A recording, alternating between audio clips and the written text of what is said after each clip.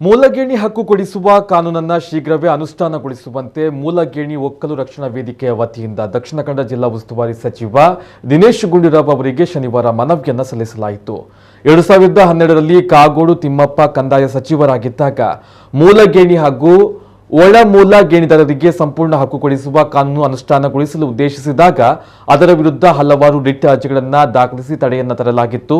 ದೀರ್ಘ ಅವಧಿಯ ವಿಚಾರಣೆಯ ಬಳಿಕ ಹೈಕೋರ್ಟ್ ಮೇ ತಿಂಗಳಿನಲ್ಲಿ ರಿಟ್ ಅರ್ಜಿಗಳನ್ನು ತಿರಸ್ಕರಿಸಿ ಸರ್ಕಾರದ ಪರವಾಗಿ ಆದೇಶವನ್ನು ನೀಡಿದೆ.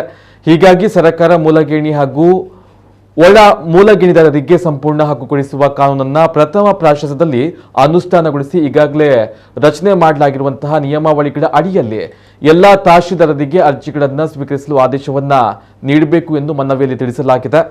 ದಕ್ಷಿಣ ಕನ್ನಡ ಮತ್ತು ಉಡುಪಿ ಜಿಲ್ಲೆಗಳ ಲಕ್ಷಾಂತರ ಮೂಲ ಗೇಣಿದಾರರು ಈ ಕಾಯ್ದೆಯ ಅನುಷ್ಠಾನಕ್ಕಾಗಿ ಕಾಯ್ತಾ ಇದ್ದಾರೆ. ಆದ್ದರಿಂದ ಶೀಘ್ರವೇ ಇದನ್ನು ಅನುಷ್ಠಾನಗೊಳಿಸಿ ಎಂದು ಒತ್ತಾಯಿಸಿದರು. ಈ ಸಂದರ್ಭ ವೇದಿಕೆಯ ಅಧ್ಯಕ್ಷ ಮ್ಯಾಕ್ಸಿಮ್ ಡಿಸೆಲ್ವಾ, ಕಾರ್ಯದರ್ಶಿ ಸಂದೇಶ್ ಪ್ರಭು, ಸದಸ್ಯರಾದ ರೊನಾಲ್ಡ್ ಡಿಸೆಲ್ವಾ, ನೈಜಿಲ್ ಮೊಂತೇರೋ, ಕ್ಯಾಪ್ಟನ್ ಹಗ್ವಾಸ್ ಉಪಸ್ಥಿತರಿದ್ದರು.